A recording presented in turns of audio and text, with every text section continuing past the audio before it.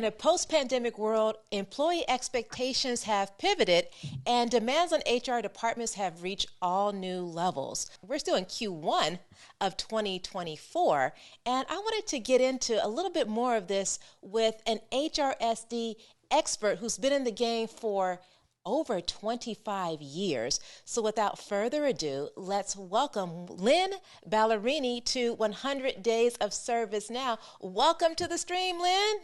Hi, Colleen. Good to have you here. Hello, everybody. I'm Colleen Alexander. This is Lynn Ballerini, my colleague over at GlideFast Consulting. Lynn, what are we talking about today? Hi, everybody. Colleen, it's great to be here. Yes, we are going to talk a little bit about some of the things that are happening in the workplace as a result of, everything that's going on post-pandemic. And how technology, and in particular ServiceNow, is changing the game. Right on. So give me a high-level view of what's taking place in this post-pandemic world that we're in terms of HR service delivery. Sure. I mean, you mentioned it. Employees' expectations have changed. They expect a consumer-grade experience today. They have a sense of instant gratification. They get easily frustrated if information is not easily accessible, and they expect it to be accessible to them 24/7. They expect to be able to have access to a live person if they want to or need to speak to somebody, but they also do a lot more of their transactions through a web-based portal. Yeah, that's really great. And I know that you have recently have released a white paper, and we'll be sure to link that in the notes for this particular episode. And you have something coming up, but in this episode it's really special because I know you're going to get into like the 5 top emerging challenges. Are you ready to get into them now? Yes, I sure am.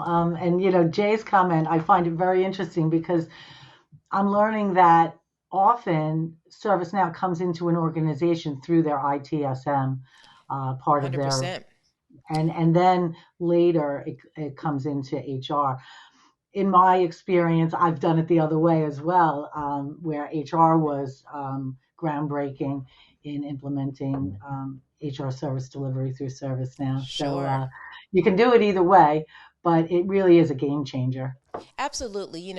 ITSM often leads the way. That is the foundation of ServiceNow and has grown into so many different areas of the business. And I love your point about, you can enter the ServiceNow ecosystem from various modules, whether it's HRSD or ITSM. Let's get into those 5 emerging challenges. Sure. Okay, so we have 5 emerging HR challenges. Lynn, what is the first emerging challenge? Employee expectations. What do you mean by employee expectations? They've changed significantly. They expect a consumer-grade experience. And I was mentioning this earlier, they want to be able to access HR or their benefits or contact your human resources service center or human resources employees by multiple channels. So either through a website, by calling and speaking to a live agent, by chat, by being able to have searchable information that's easy to find. Their expectations are much different than they were once. I appreciate what you say, and it makes me think about how you kind of opened the conversation at the beginning of our talk. You said that employees are now looking for consumer-grade engagement with their HR department. So when you talk about chat, I did a little shopping this weekend and I immediately got prompted, hey, do you want to speak to a virtual agent right now? And if we can't answer your question, we'll connect you to someone live. Exactly. That sounds very similar to what you're talking about, that consumer grade experience. Am I on the right track here? Yes, absolutely. To serve employees where they are, companies need to put the employee experience front and center. I appreciate that. You ready for the second emerging challenge? Yeah. Let's do it. All right. So the first emerging challenge is employee expectations have changed. And secondly, what's up next, Lynn? So the post-pandemic work environment has reduced human interaction and it's increased reliance on technology. Companies are struggling with decisions about where and when to bring people into the office, or to bring people together, and whether or not to mandate in office time and for whom. And there's still a lot of confusion and inconsistency out there about that. And there's a lot of pressure on the intersection of work and life like we have never seen before. I was reading a Forbes article, was published a little bit over a year ago, and I actually will leave that link as well. I believe the name of the article was Future of Work is Flexibility. They were talking about just what you are suggesting here. I appreciate the detail you're giving, where you have home life, you have work life, and especially with people working at home, there is an intersection there. So I appreciate what you're talking about, work environment shifts. Is there anything that you would like to add to the flexibility that employees are expecting? Interestingly, today in the Wall Street Journal, there's an article about this, and how employees are much less engaged in virtual meetings than in-person gatherings. So I would recommend taking a look at that. You're saying they're less engaged in virtual meetings. So you mean to tell me that people are like not paying attention in their Zoom and team meetings? Is that what you're suggesting? Yeah, there's more distractions. They could be multitasking. It's just a little bit more challenging when you don't have that human face-to-face interaction. You're not all in a conference room together. Sure. So it sounds like what you're suggesting is keeping things flexible, having options to have in-person meetings, options to meet virtually, that those can be a lifesaver when it comes to meeting organizational outcomes. Am I getting that correct? That's right. Yeah, Right on, right on. absolutely. Let's get into the third emerging challenge. Let's see. What is the third emerging challenge? There we go. HR silos. HR So silos. Talk to me about HR silos. there's a concept called the Ehrlich model that was introduced into human resources quite a while ago now, probably like 20 years ago, Okay. where HR started to establish centers of expertise. And as these centers of expertise have matured, those silos have hardened. And it creates some challenges in communications across silos. Sometimes it's confusing for employees to know where to go, and they could be bounced around from department to department. HR matters, especially complex matters that cut across silos, such as onboarding or offboarding or employee transitions or leaves. These events happen frequently, and they can be a little bumpy because they cut across multiple silos. Talk to me a little bit more about what you mean by centers of excellence. I was recently, you and I both work at GlideFast, so we're well versed in that. But recently, talking to people of various organizations, and that concept is not as commonplace as it may be for some. So, can you talk a little bit more about that? Sure. You know, HR has realigned, I think, a little bit more to the business. And in the Ehrlich model, you set up centers of expertise for, specialized areas of HR. You may have a benefits, a payroll, a retirement group, a group that focuses on employee engagement, a leave of absence Sure. team, maybe a communications team. So all of these centers of expertise work together to orchestrate the HR service delivery and manage the benefits that are being made available to the employees. If it's not being done really effectively, the company isn't getting the most value out of the benefits investment. Sure. Can you speak a bit about what role ServiceNow plays in that? ServiceNow actually provides the front door to the employees through an employee portal where they can access any information that they need related to their employment, and even some other things, other nice benefits and perks, depending on the organization's benefits strategy. But it makes it very easy to find information. You can request to speak to somebody if you wanted to have a person to talk to in the call center. But the information is much easier to find, and very relevant for the employees. We actually think through, what the related information might be based on, an inquiry. So it's not just a plain vanilla answer. We try to be very interpretive about what the individual may be going through and provide other information that's relevant to them at this time, of the inquiry. I love what you just said. you said that we try to be, maybe I'm paraphrasing here, we try to be proactive.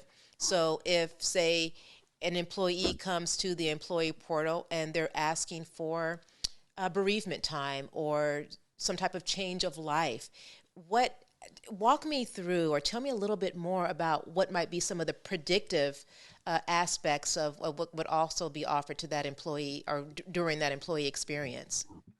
So we wouldn't just answer their initial question. We might have some probing intake questions that would help us make sure that we're presenting things to them that would be helpful for them.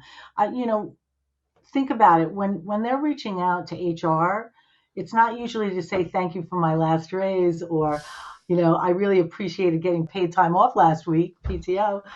They're usually calling us because they have a challenge or a problem or a concern, maybe even a complaint. So it's usually a sensitive time. And so we want to make sure that we're being as supportive and thoughtful about how we respond to them in that moment. I And that's what appreciate we that. call a moment that matters. A moment that matters. I appreciate that clarity, and I appreciate how you framed it around moments that matters. And you're right. I don't often think of going to HR when, everything is sunny. It's Right. usually some type of problem that's prompted me to contact HR. You're right about that. Lynn, when you talk about the employee portal and those moments that matter, you're talking about engaging with employees in a particularly empathetic way, giving them spot on information. I'm thinking of this as being both live agent. I'm thinking of this also being a virtual agent. And I'm also thinking about this being amplified with machine learning and generative AI, which is top of mind, tip of tongue for everyone. Can you kind of bridge the gap for me on that? Sure. And actually, I think it's an interesting case study if you want to share the link to my unintended consequences white paper that we just published. But having the right channels of information that are presented to the employee at the right moment is very critical, and making sure that it's consistent and that it's consistently applied to everyone, absolutely essential to ensuring that you don't have unintentional consequences of like unintentional discrimination or something like that. So um, these tools really help improve that and ensure that we are delivering our benefits and our information fairly and equitably across the organization at the right time. Thank you for that. I think you may have just answered Russell Zimmer's question. He asks, how about HRSD and AI working together to provide conversational assistance at a level Mhm. beyond virtual chatbots and a reduction on employees requiring to submit issues or requests that require further assistance.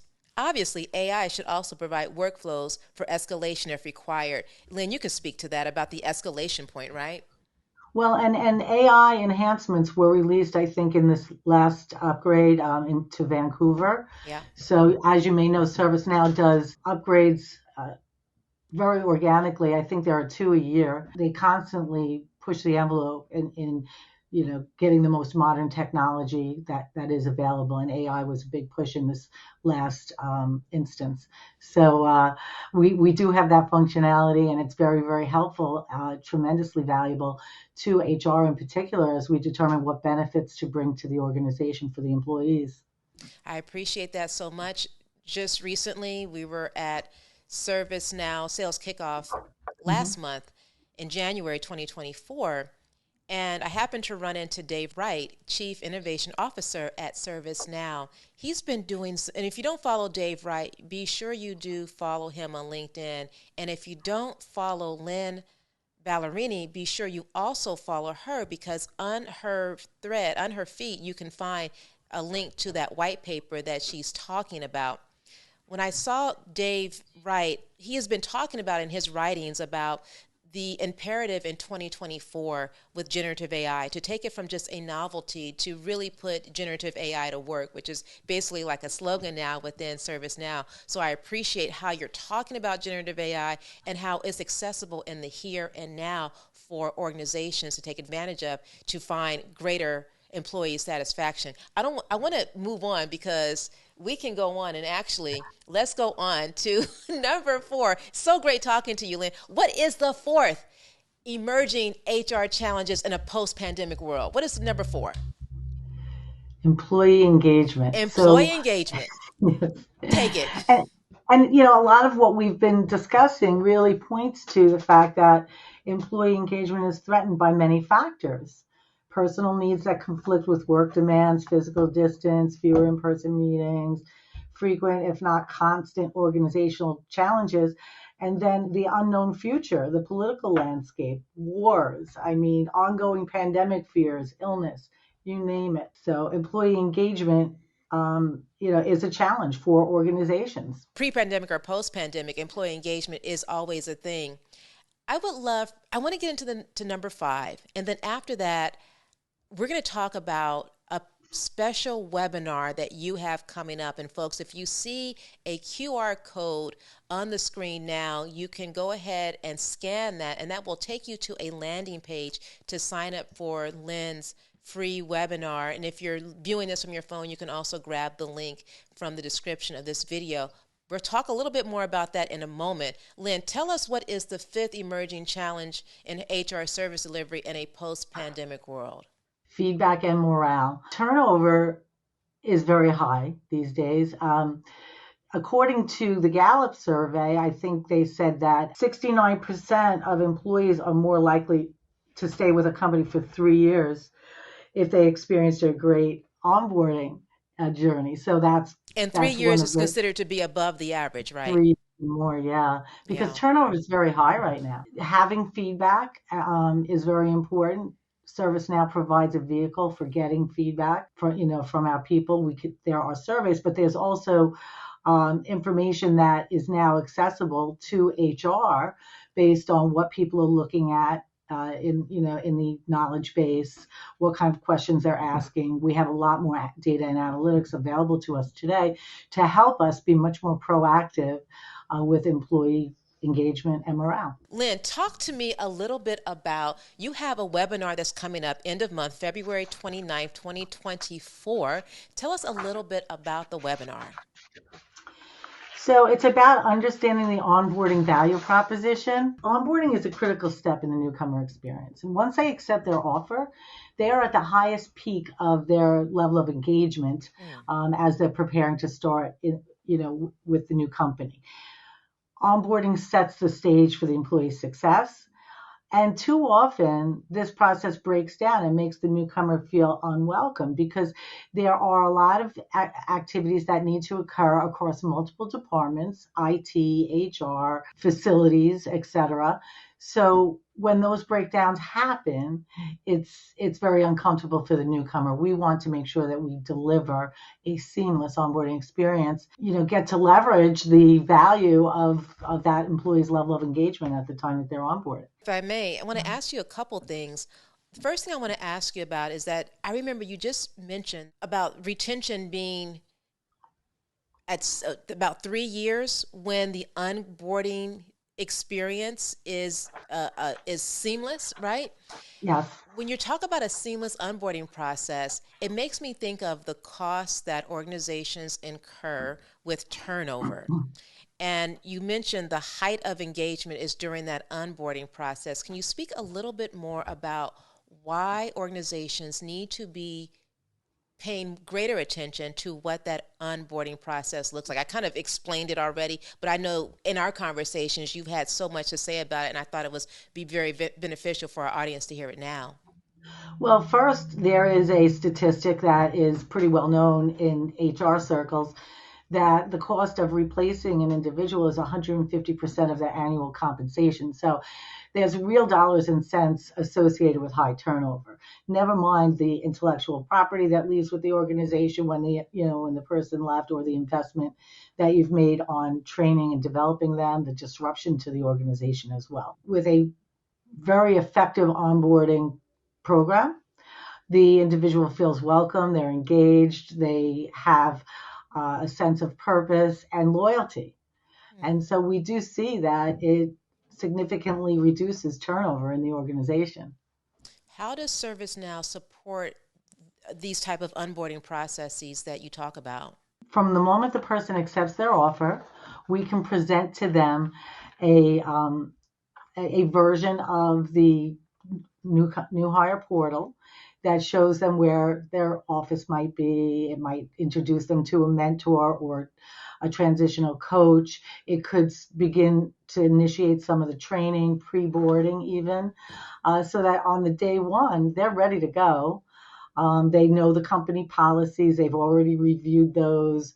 They've had resources to help support them. We make sure that all of their computer equipment is delivered, everything's available and ready on time. It can also reduce the time to start. So I know in the olden days, like before ServiceNow, it could take weeks to get everything all set up for an individual to start. But when you have a very effective and efficient onboarding process, you can quickly have everything ready to go and reduce that time to start as well, which is a statistic that recruiting tracks. And then when they do start, they have a level of engagement that's much higher. They feel welcomed by the organization. They feel, and so that reduces the time to competency, what we call. So, they're going to be more effective in their role sooner than they would otherwise be. Listen, if you're interested in learning more about Lynn's onboarding webinar, be sure that you scan this QR code that's on the screen now. Lynn, it's been such a pleasure to have you here. You are full of so much knowledge when it comes to HR service delivery, and I know that folks are in for such a treat, both from this stream and then at the end of the month, February 29th, 10 a.m. Pacific, 1 p.m. Eastern. Check your local time for when it'll actually be available your time. And by the way, if you're thinking, oh man, I'm not available at that time, no worries. The good news is that you can sign up and you will be sent the recording after the webinar. So how about that, right? So we got you. Lynn, tell us a little bit more about anything you want to leave us with. It's been really a pleasure to join you here today. There's so much happening at GlideFast and with ServiceNow. And I've always said that no innovation has transformed how we deliver HR to people more than ServiceNow has, and it's absolutely true. So it's a pleasure to be here, and thank you so much for your time. Absolutely. Lynn and I both work at GlideFast. There's no secret there. At GlideFast, we provide the consistency, commitment, and expertise that we believe ServiceNow customers deserve. We are founder-led, we are founder, and still continue to be founder-run, and our founders were former customers. So that means that we are in a very unique position to be able to create and develop a spot-on solution because we've been in your shoes. So if any of this sounds of interest to you, be sure you check the links in the description for more information, for how you can meet with me, for how you can access Lynn's white paper and join the webinar. So Lynn, I want to thank you so much for joining this episode of 100 Days of ServiceNow. Thanks, Kylie. Thanks, everybody. Have a great day. Bye. Man, her brain is so big with this HR service delivery. When I talk to Lynn about HR service delivery, I just sit and marvel because not only does she have historical knowledge about HR service delivery, but she has information to talk about what this will look like in the future. So she is such a gem for our organization and for HR service delivery generally. But don't go anywhere. Stick around just for a moment. I have a few things coming up that I want to invite you to. So first, coming up, and this is a coming soon, and I know if you're watching this live, it is scheduled to be tomorrow. That will be February 21st, but we're actually going to reschedule this, and I'm really excited about this. I'm going to be joined in conversation with Corey C.J. Wesley. Corey is one of my favorite people and mentors in the ServiceNow ecosystem. He's going to be talking about a winning mindset, and that is going to be a conversation that you don't want to miss. And then another conversation that I'm really excited about having is with J-Bad, John Bat-Stubner. He is on the ServiceNow.org part of the house. So I affectionately call this episode Doing Good with Bad. We're going to talk about how ServiceNow is delivering solutions to nonprofit organizations. So if that sounds great to you, then you are in the right place. Be sure you click those links in the description to be notified when we go live, because all this is going to be live right here on LinkedIn on 100 Days of ServiceNow. So until next time, be kind and stay curious. Bye.